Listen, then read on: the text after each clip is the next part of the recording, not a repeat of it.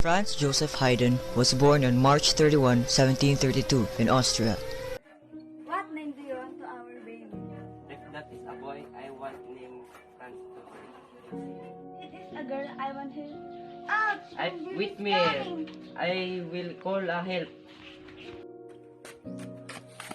Help me! My wife is giving birth. Yes, I help you. Let's go. It's hurt. Please help me.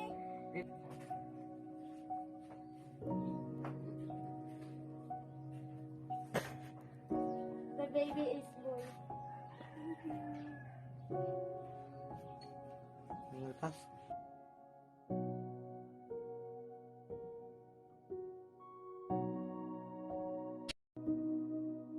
Can I take your son to train him to become a greatest musician someday? Yes, you can. Take care of myself. Goodbye, Margaret. Bye and take care. In 1740, the young Hyden was sent off by his parents in Vienna and sang in a church choir, learned to play various instruments, and obtained a good basic knowledge of music. When he was 7, the musical director of St. Stephen's Cathedral in Vienna invited him to serve as chorister at the Austrian capital's most important church.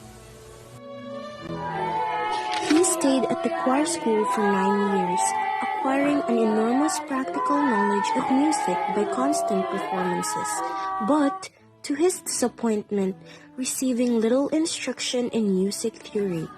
When he was 14, he pranked his fellow choirmates and cut their wig. Also reached puberty at this point, so his voice changed, and so with these reasons, he was expelled from the church choir and choir school. With no money and few possessions, Hyden, at 17, was left to his own devices. He went through with odd musical jobs. Meanwhile, he undertook a course of self-instruction through the study of musical works and of reading manuals of musical theory. A fortunate chance brought him to the attention of the Italian composer and singer teacher Nicola Porpora, who accepted him as an accompanist for voice lesson and corrected Hyden's compositions. With persistence and energy, Hyden made progress. Hyden soon became an assistant to composer Nicola Porpora in exchange for lessons, and in 1761, he was named Kapellmeister, a court musician at the palace of the influential Esterhazy family, a position that will financially support him for nearly 30 years. Isolated at the palace from other composers and musical trends, he was, as he put it, forced to become original. While Hyden rose in the Esterhazy family's esteem, his popularity outside the palace walls also increased, and he eventually wrote as much music for publication as for the family. Several important works of this period were commissions from abroad, such as the Paris Symphonies, 1785 to 1786, and the original orchestral version of The Seven Last Words of Christ, 1786. Haydn's famous works include the Farewell Symphony, in which there were string quartets and instruments that get quieter as the performance continues.